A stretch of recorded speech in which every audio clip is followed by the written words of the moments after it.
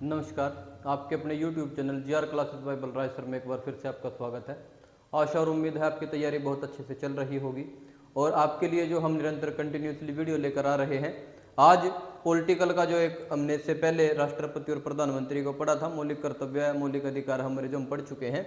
आज हमारा उसमें टॉपिक रहने वाला है संसद, पार्लियामेंट। पार्लियामेंट है क्या और पार्लियामेंट के कौन कौन अंग हैं, पार्लियामेंट कैसे वर्क करता है, पार्लियामेंट की जरूरत क्या पड़ी, इस सब के बारे में आज हम पढ़ेंगे। कौन कौन से अनुच्छेद इंपॉर्टेंट है पार्लियामेंट को लेकर, ये सब हम आज पढ़ने का प्रयास करेंगे। सबसे पहले संसद। देखिए, संसद का जो जिक्र है वो है आर्टिकल 79 में। 79 में किसका जिक्र है? संसद का। ठीक है। अब संसद के कितने पार्ट हैं? संसद के हैं 3 पार्ट। संसद के कितने पार्ट हैं? 3 पार्ट।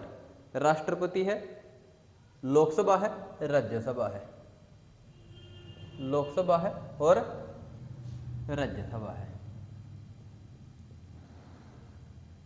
एक्चुअल में संसद के जो मुख्य रूप से 3 पार्ट हैं, जिसमें हम पहला और मतलब जो सबसे इंपॉर्टेंट है वो राष्ट्रपति को पढ़ते हैं कि राष्ट्रपति जो है वो सर्वोच्च पद है, भारत में सर्वोच्च नागरिक है, पहला नागरिक है राष्ट्रपति।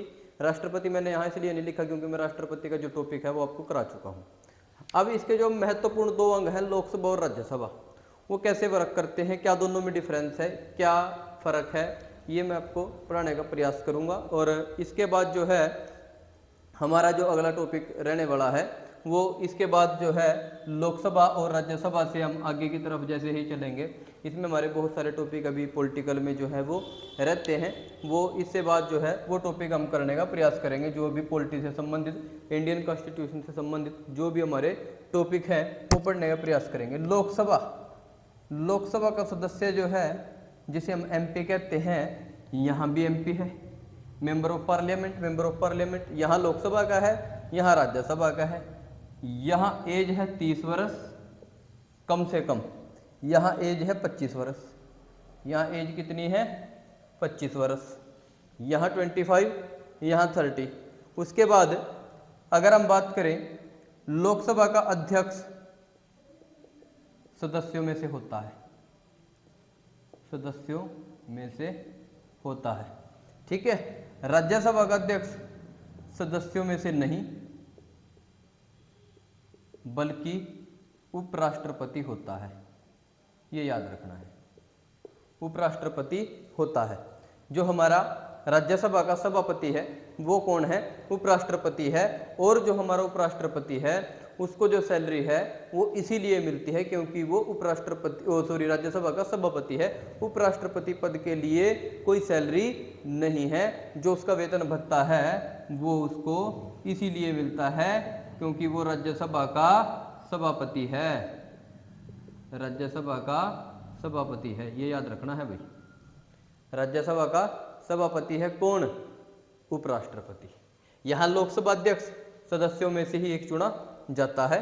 ठीक है। जो बहुमत में होते हैं वो अपना नेता चुन लेते हैं, जिसे लोकसभा अध्यक्ष कहते हैं। अब फिर बात आती है, जैसे हमने ये लिखा है 25 वर्ष और 30 वर्ष। अब ये लगभग सभी स्टूडेंट कन्फर्म कर लेते हैं, सभी याद कर लेते हैं कि लोकसभा का सदस्य बनने के लिए 25 वर्ष उम्र चाहिए और जो राज्यसभा है उसके लिए 30 वर्ष। अब क्वेश्चन उलझा के दे देता है, राज्यसभा या लोकसभा का अध्यक्ष सदस्य बनने के लिए अधिकतम आयु की कोई सीमा नहीं है, ये भी याद रखना है। अधिकतम आयु की कोई सीमा नहीं है, ये याद रखना है। लोकसभा इसका जिक्र है 81 में, राज्यसभा इसका जिक्र है 80 में। आप इसको कैसे याद रख सकते हो? सरल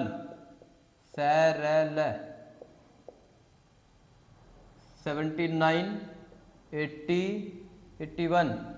अब इसको कैसे याद रखेंगे? से संसद, र से राज्यसभा, ल से लोकसभा। ये बहुत ही आसान भाषा में, सरल भाषा में सरल याद रखना है। सरल भाषा में सरल को ही याद रखना है। ये हमारा क्या हो जाता है भाई? संसद, राज्यसभा और लोकसभा। उसके बाद हम बात करते हैं राज्यसभा की। राज्यसभा ऊपरी सदन है। कैसा सदन है? ऊपरी सदन है। ये कैसा है? निचला सदन है। ये दोनों बातें याद रखनी है। ये देखो ये अस्थाई है और ये स्थाई है। दोनों में फर्क क्या है? स्थाई होता है परमानेंट और अस्थाई होता है नॉन परमानेंट। अब स्थाई का मतलब क्या है कि राज्यसभा को कभी भंग नहीं किया जा सकता, भंग नहीं होगी, जबकि ये भंग हो सकती है। अब चलते हैं भंग कैसे होगी। आर्टिकल 85 में लिखा है लोकसभा का विघटन, लोकसभा का विघटन, लोकसभा का विघटन आर्टिकल 85 में कौन करेगा? राष्ट्रपति करेगा। क्यों करेगा?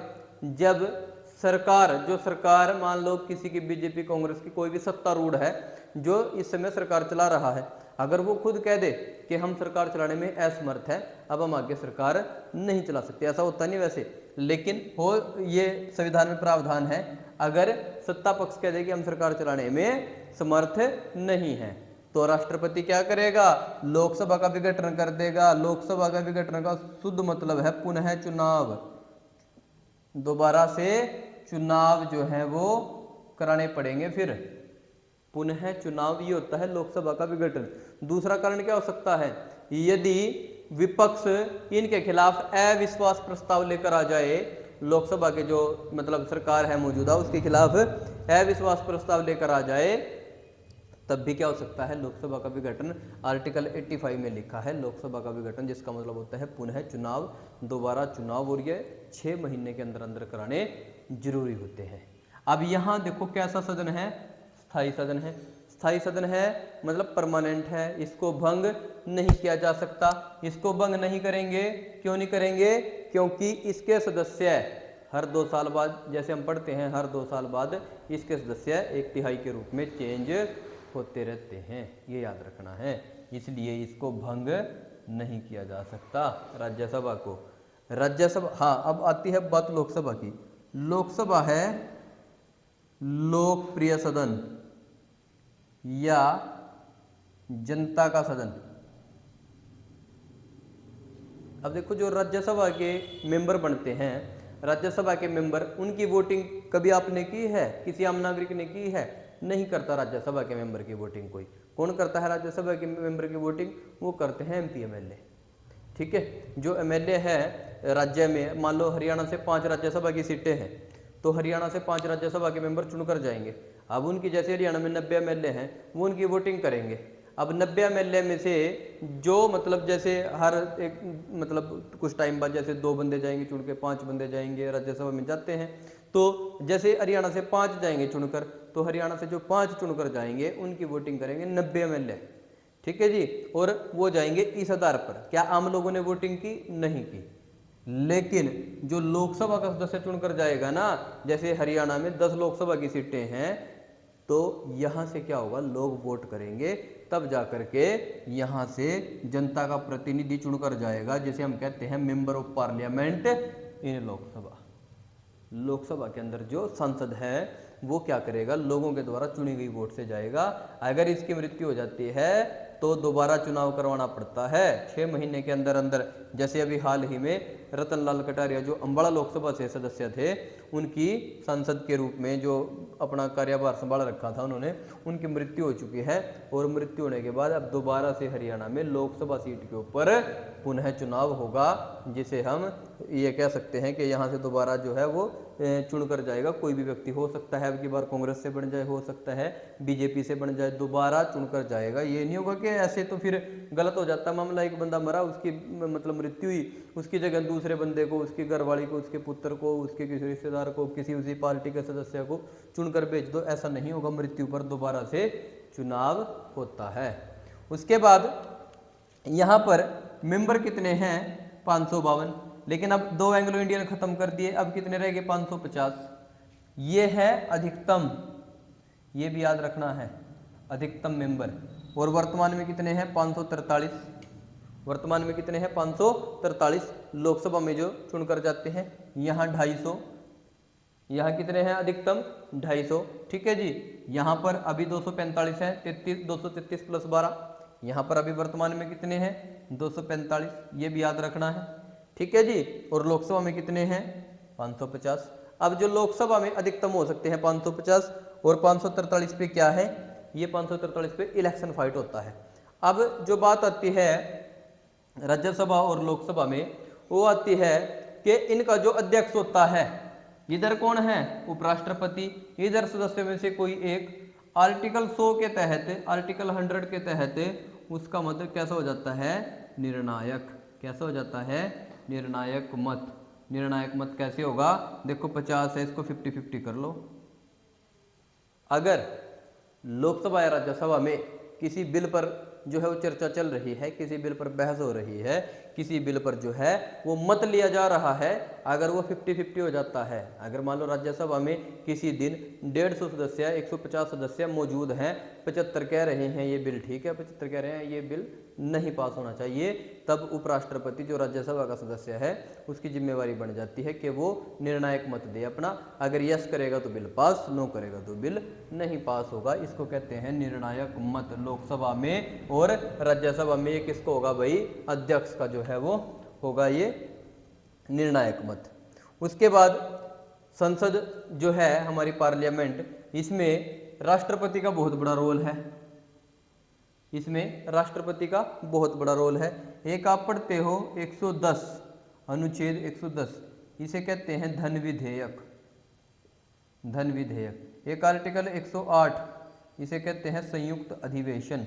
क्या कहते हैं जी, संयुक्त अधिवेशन। दोनों में राष्ट्रपति की थोड़ी सी चर्चा है, तो उसको पढ़ लेते हैं 108 और 110 को। सबसे पहले 108 क्या है, 108 एक्चुअल में है संयुक्त अधिवेशन। संयुक्त अधिवेशन दोनों सदनों को एक साथ बुलाना। जब दोनों सदनों का संयुक्त अधिवेशन बुलाया जाएगा तो वो बुलाया जाएगा राष्ट्रपति के द्वारा। किसके द्वारा बुलाया जाएगा, राष्ट्रपति के द्वारा, और उसकी अध्यक्षता करेगा लोकसभा का अध्यक्ष। उसकी अध्यक्षता कौन करेगा, लोकसभा का अध्यक्ष। पेपर में कई बार क्वेश्चन जो है ये पूछा जा चुका है कि लोकसभा का ये जो लोकसभा और राज्यसभा का संयुक्त अधिवेशन है उसकी अध्यक्षता कौन करता है, उसकी अध्यक्षता करता है लोकसभा का अध्यक्ष। यहीं पर हम कंफ्यूज हो जाते हैं कि दो सदन हैं, दोनों की सदस्यता जो अध्यक्षता है वो राष्ट्रपति करेगा। नहीं, राष्ट्रपति केवल संयुक्त अधिवेशन को बुलाएगा। दूसरी बात आती है धन विधेयक। धन विधेयक कोई है या नहीं, इसका पता कौन करेगा, इसका पता करेगा या इसका निर्णय देगा लोकसभा का अध्यक्ष। इसका निर्णय कौन देगा, लोकसभा का अध्यक्ष। और राष्ट्रपति का काम क्या है यहाँ, राष्ट्रपति की पूर्वानुमति। अब ये कहने को ही है, एक बार मैंने आपको ये पहले भी बात बताई थी जब राष्ट्रपति का टॉपिक कराया था, कि राष्ट्रपति की इस पर पूर्वानुमति, पहले मंजूरी लेनी होती है, पहले राष्ट्रपति के सिग्नेचर करवाने होते हैं, तब जाकर धन विधेयक पास करना होता है। लेकिन एक्चुअल में अगर हम इसको डीपली जाके पढ़ें तो ये जो है राष्ट्रपति की मजबूरी है कि वो उसको अपने पास नहीं रख सकता, उसको धन विधेयक पर सिग्नेचर करने ही पड़ेंगे, चाहे वो कैसा भी क्यों ना है। ठीक है, तो राष्ट्रपति 110 जो लिखा है धन विधेयक, इसको अपने पास नहीं रख सकता। पुनः विचार के लिए यहाँ पर, यह पुनः विचार के लिए वापस नहीं भेज सकता, पॉकेट वेटो के तहत अपने पास नहीं रख सकता। इस पे पहली बार में ही साइन करने पड़ेंगे, किसको, राष्ट्रपति को। तो ये जो है ये हमारा लोकसभा का और राज्यसभा का कुछ जो है इसके की पॉइंट, महत्वपूर्ण पॉइंट थे। इसके अलावा कुछ और पॉइंट बनते हैं, जैसे प्रधानमंत्री पद के लिए न्यूनतम आयु कितनी होनी चाहिए। अब न्यूनतम आयु देखो, लोकसभा का जो सदस्य है उसकी तो 25 वर्ष है, और जो राज्यसभा का सदस्य है उसकी आयु कितनी है, 30 वर्ष है मिनिमम, कम से कम। तो यहाँ पर दोनों सदनों से प्रधानमंत्री बन सकता है। तो क्वेश्चन यहाँ पर ये फंसा देगा आपको, लेकिन आपने जाना है 25 वर्ष के साथ, क्योंकि वो क्या पूछ रहा है, वो पूछ रहा है मिनिमम, न्यूनतम। न्यूनतम तो 25 है और मैक्सिमम की कोई सीमा नहीं है। अगर वो पूछता है कि प्रधानमंत्री यदि राज्यसभा से चुना जाए तो उसके लिए न्यूनतम आयु कितनी होनी चाहिए, तब आंसर आएगा हमारा 30 वर्ष। अगर न्यूनतम सिंपल पूछता है तब हमारा आंसर 25 वर्ष आएगा।